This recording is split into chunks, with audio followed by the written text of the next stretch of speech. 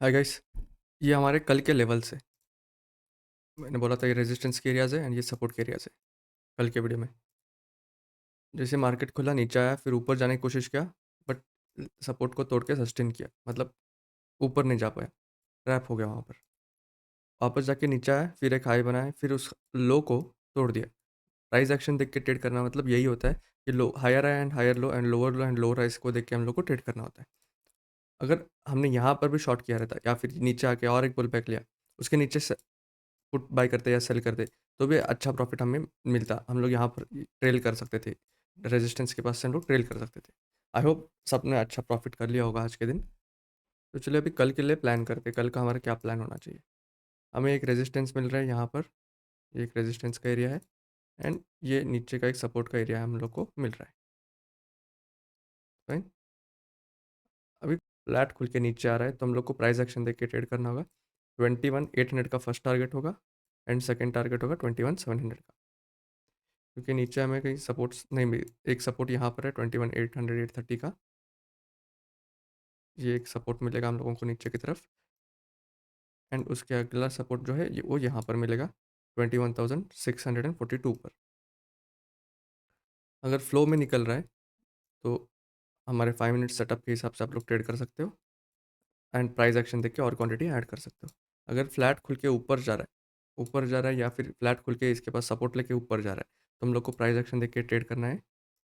And अगर ऊपर जाने लगा तो हम लोग को वेट करना है, यार रेजिस्टेंस के पास आके हम लोग को उसका बिहेवियर देखना है, प्राइस का क्या हो रहा है।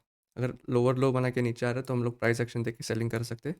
अगर सस्टेन करके 11:30 12 के बाद अगर ये ब्रेकआउट दे रहा है तो ऊपर की तरफ हम लोग टारगेट बाइंग कर सकते हैं। 22,200 का हमारा टारगेट हम लोग बना सकते हैं।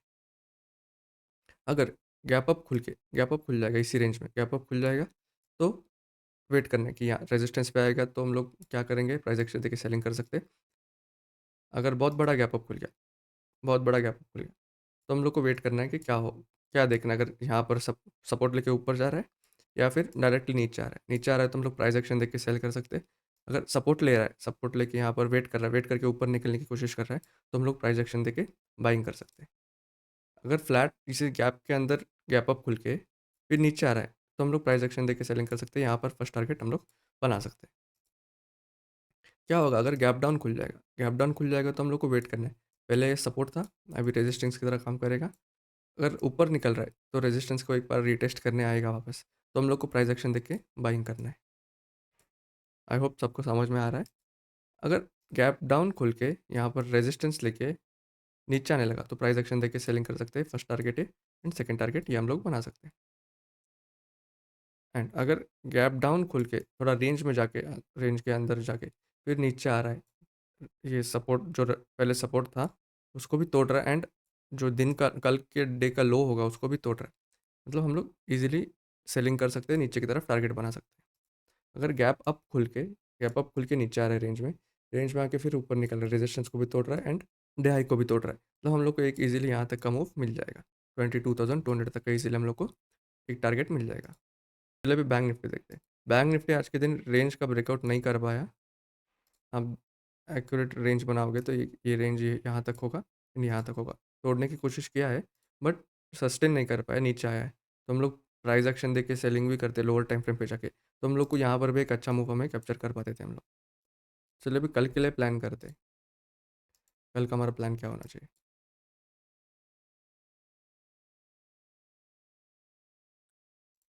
जी एक रेजिस्टेंस का एरिया मिल रहा है हम लोगों को।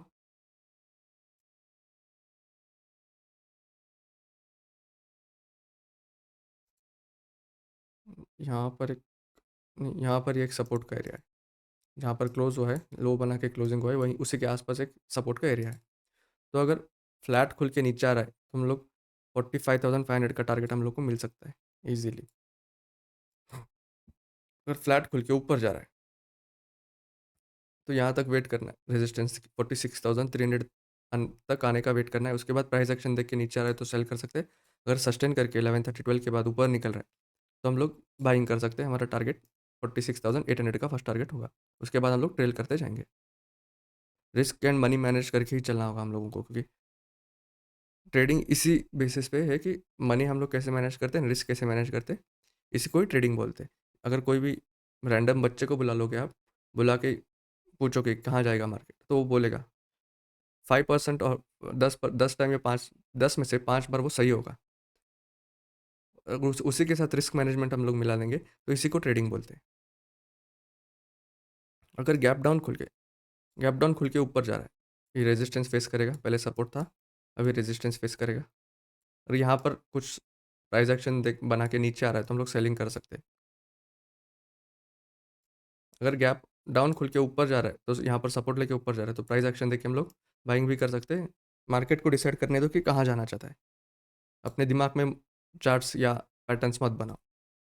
अगर फ्लैट खुल के ऊपर जा रहा है या फ्लैट खुल के इधर यहाँ पर सपोर्ट लेके ऊपर जा रहा है तो हम लोग प्राइस एक्शन देके बाई कर सकते हैं। अगर थोड़ा सा गैप अप खुल गया थोड़ा सा गैप अप खुल गया तो हम लोग या तो हमारा 5 मिनट सेटअप यूज़ कर सकते हैं, या फिर प्राइस एक्शन देके बाइंग या सेलिंग कर सकते हैं। अगर रेजिस्टेंस के पास खुल गया या गैप अप खुल के रेजिस्टेंस के पास गया, रेजिस्टेंस के पास जाके टाइम स्पेंड करके नीचे आना चाहता है, या फिर प्राइस एक्शन नीचे आना चाह रहा है तो प्राइस एक्शन देके सेलिंग करेंगे। अगर गैप अप खुल के ऊपर चला गया, ऊपर जाके ही जो पहले रेजिस्टेंस था वहाँ पर सपोर्ट ले रहा है, सपोर्ट लेके फिर प्राइस एक्शन बना के ऊपर जा रहा है तो हम लोग बाई कर सकते हैं। 46,600 का हमारा 46,800 700 का हमारा फर्स्ट टारगेट होगा। तो guys, risk management and money management बहुत इंपॉर्टेंट चीज़ होती है ट्रेडिंग करने के लिए। अगर आप लोगों को उसके बारे में जानना है, कैसे मैनेज करना है वो जानना है, तो कमेंट कर दो। फ्राइडे या सैटरडे को मैं वो वीडियो बना के डाल दूंगा। आज के लिए इतना ही friends, thank you, happy trading.